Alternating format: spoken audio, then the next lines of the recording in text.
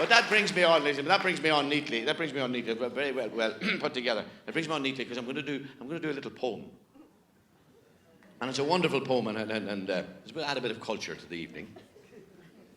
And I hope it was nothing I said, sir. Oh, good man yourself, sure. I know them wee things hold nothing.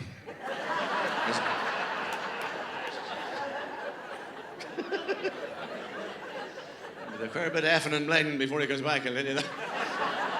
But this is a lovely story, ladies and gentlemen, and it tells the story of a couple, an older couple. They're in their late 70s, and they've never been abroad before. And now she wants to go abroad, but he doesn't. He's fully against the whole idea.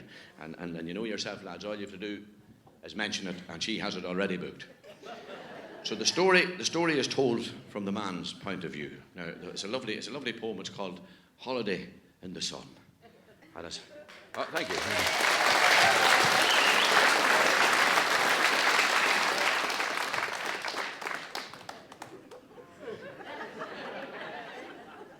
Me and the wife were chatting, it's about a year ago or more, about all the good times that we had and what the future held in store. And says she, now Pat, don't get me wrong, but of all the things we've done, the one thing my heart is longing for is a holiday in the sun. She says, for lately I've been dreaming that I'm on this big jet plane and I'm landed in this country where there's no such thing as rain. And I'm lying on a sandy beach with a good book in my hand and I'm wearing my bikini and my skin's a golden tan. Says I, now Madge, it's just a dream. Would you have a bit of wit? For unless the bikini's like a parachute, you know it will not fit. And I have no time for aeroplanes that's whizzing across the sky. God would have fitted us with wings if he'd have wanted us to fly. So settle down now, woman dear, and put more turf upon the fire, for we're simple country people. We have all that we desire. Well, with that, she started barging about how good she was to me and how she slaved around the farm, and of course I did agree. But she left me feeling guilty. And in the end, she won me round. So next morning, bright and early, me and her, we hit the town. Straight to the travel agents, Madge did promptly go. Sure, I had given me commitment. I couldn't tell her no. And in less than 20 minutes, with a twinkle in her eye, she says we're for Majorca the first week in July. Oh, she was so excited. She says, I can hardly wait. And we'll have to buy some suntan oil to protect us from the heat.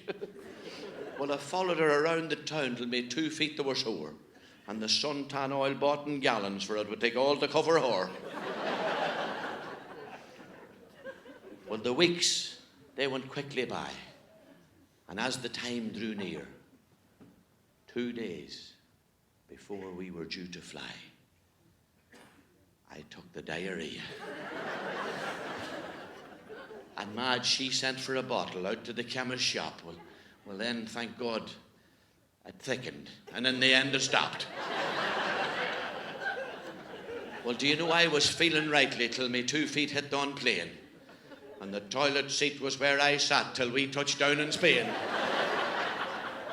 Oh, I could hear the captain wishing all a pleasant flight. And me and me gloomy surroundings trying hard to stop the shag.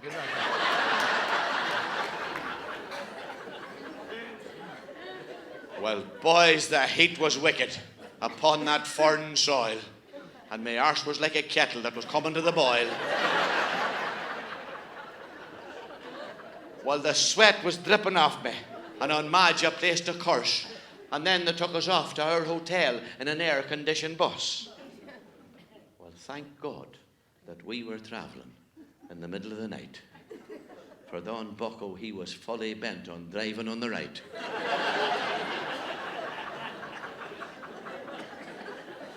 He did not know his highway code. That's one thing for sure, for if he driv like that around home, he'd be called one stupid. Well, the hotel room, it was lovely. Well, that I have to say. And Madge took to the singing as she put her clothes away. And then she whispered to me, this could be our second honeymoon. Well, with that, the cramps they started. Says I, where's that bottle and that spoon? Well, do you know, I toed and froed the whole night long from the toilet to the bed. And I gazed on Madge's swimsuit and queer thoughts went through my head. For it was spread out on the table like a blanket on a ditch. Says I, the one that sewed it, I hope knowed how to stitch. Well, do you know, I was still lying wide awake when the sun rose in the sky.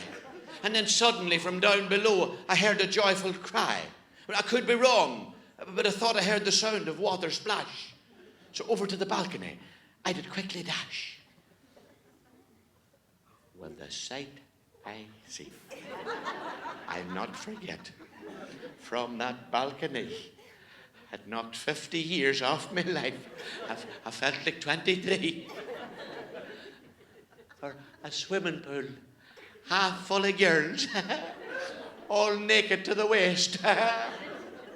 Well, the blood went rushing through me veins. I was like a tormented beast. Well, I gazed in and eyed her, and she was still fast asleep. And my thoughts were far from Ireland and my cattle and my sheep. Well, I shaved myself in record time and I combed my lock of hair and I pulled on my brand new swimming trunks that I swore I'd never wear. Well, I might be easy going, but on certain things I'm not a fool. And in less than 30 seconds I was sitting by the pool. Gazing on all them bosoms, well, what a pretty sight. All colours and creations, and me is snowy white. Well, there was big ones, there was wee ones, some did sway and some did flap. I was always taught not to stare, but somehow I couldn't stop. God says I am in heaven, and I didn't have to die. And then I thought it might be a sin, so I'll only chance one eye. And then I got chatting to this woman with her hair up in a bun. And says she, why don't you join us and have a little bit of fun? God, says I would love to, but I can't swim a stroke. Oh, she says, that's not a problem. And she put on me this rubber yoke.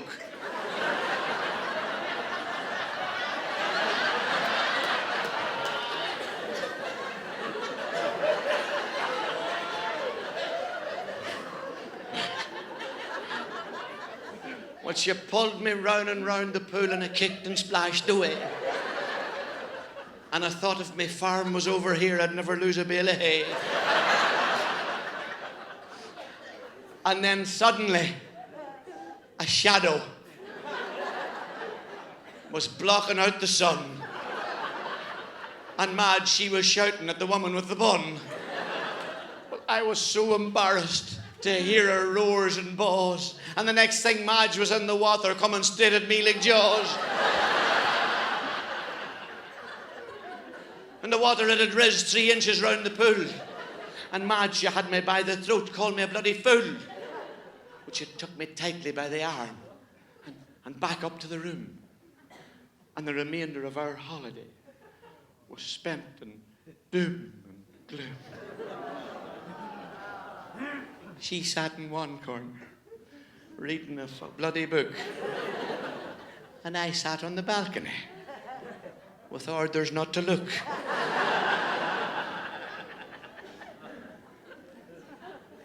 Her gaze was piercing through me like a gun into my neck. And sure, I could hear the girls below, so boys, they were having crack. I was frustrated, I was tormented, I was taunted, and teased. My spirits, they were lower than a bull that had just been squeezed.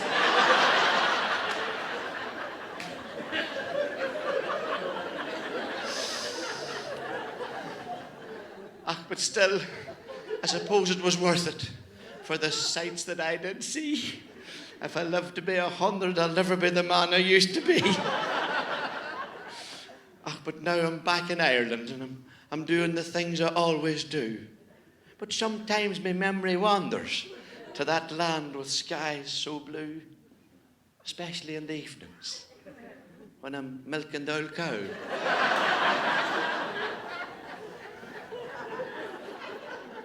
And I'm thinking in all them bosoms and wondering what they're doing now. You know? Oh, I daren't mention holidays for fear I might get throttled. And Madge, she got her skin of golden tan from that stuff bought in a bottle.